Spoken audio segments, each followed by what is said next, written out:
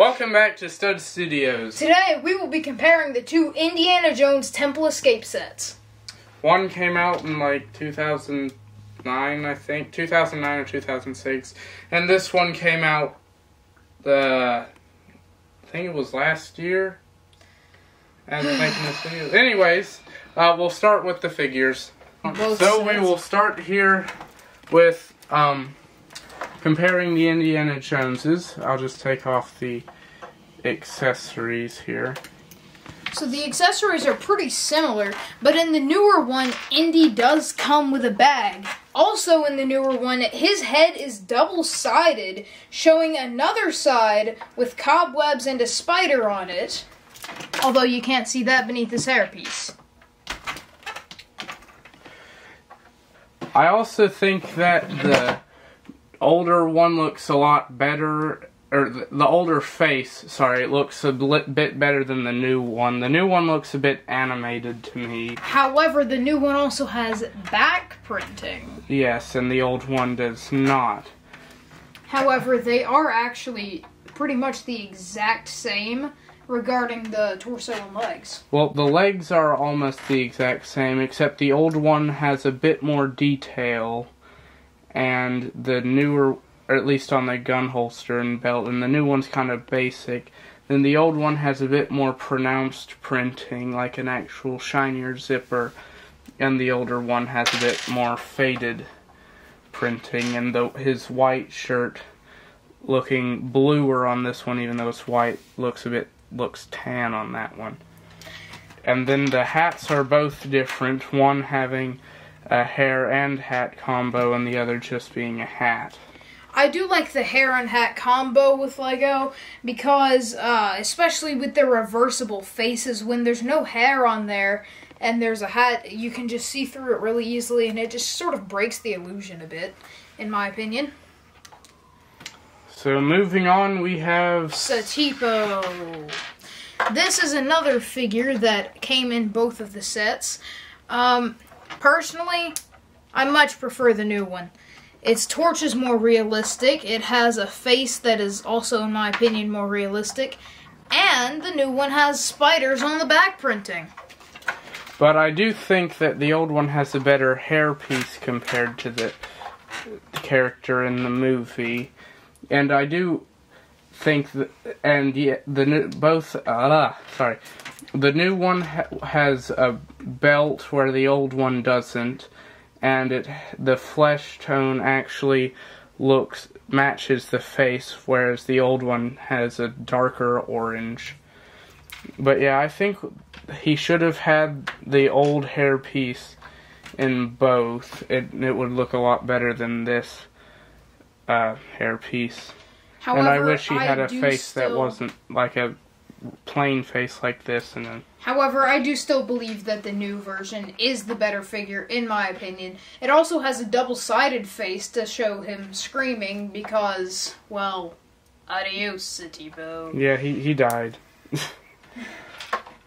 Okay, moving on, we have Belloc, which looks a lot different.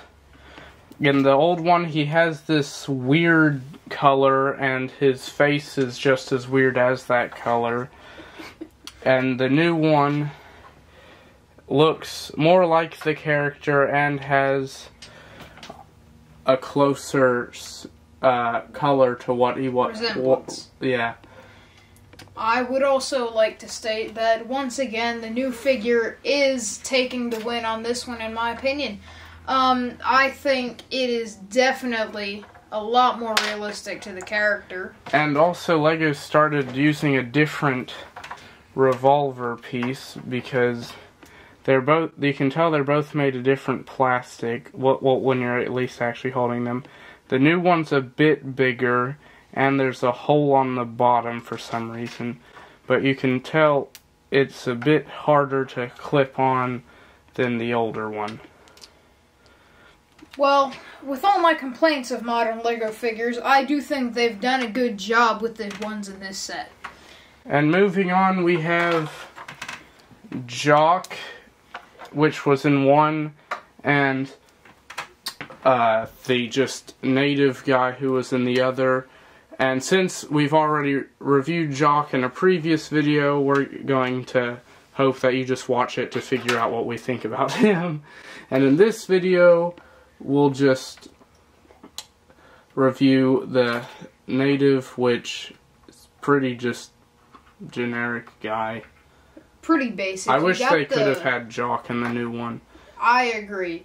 I do like some of the extra detail on the face of the new one with the tattoos. I think that's a nice addition.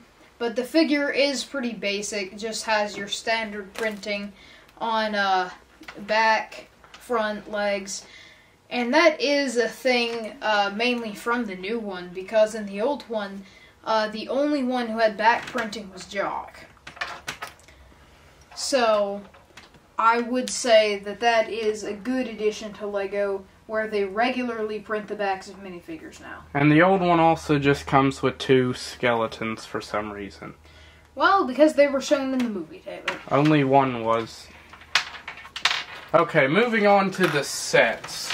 The plane and its snake Come in the old one. That would have been a nice inclusion in the new one. However, the new one is really more of a display piece, not made for play features. And you can see that definitely because the old one, there's a lot of room to play with, and the play features actually are free rolling, whereas the old ones, the new one, you simply turn a crank and the ball rolls, which I could do this for who knows how long. I do really like the new one. Of course, the presentation is a lot better because, again, it's made in later LEGO.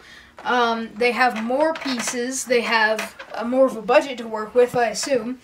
And it's just a lot nicer. It's made for a display piece of fans of the original Indiana Jones sets. Well, this one was made for the kids of the fans of... As the new one has an actual spike trap, which the old one just has a couple of arrow launching. And the old one also has firing spears. Yay! And gold in front of the idol for some reason. And if you take out the idol, the thing is supposed to fall down, but it's an old set and it's However, rusty. This new one simply has a lot of detail. The door slides down much easier with the help of Technic editions, whereas the old one you have to manually do it yourself. Well, you're supposed to not. Yes. And then you can see here it has an extended version of the thing, or so the whip, so you can put a figure on it and have him swing. Yes, you can put Indy and his whip on that and have him swing across. Tree branch, because why not? Because you're silly. And then here, we have, now, it glows if you turn it a little bit. Then, say, I don't know, Belloc for some reason takes it and puts it on his head. It will then start to go down like it does in the movie. But wait, and that's not all. You continue turning and the head falls down. I wish it would have had more crumbling, but I mean, it's for a display set. Fantastic.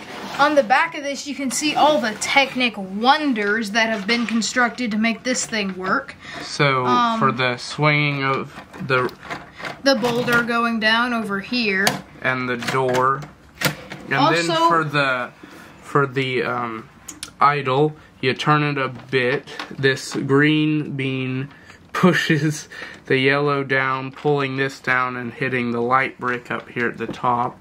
You turn it a bit more, the bean has completely moved away from this, which causes something inside to lower, and then pushing even more raises this, knocking the head off balance. Now, one of my personal favorite additions. And then you can just reset it by turning it all the way back. One of my personal favorite additions are the faces in the room with the idol. The brick-built ones look wonderful.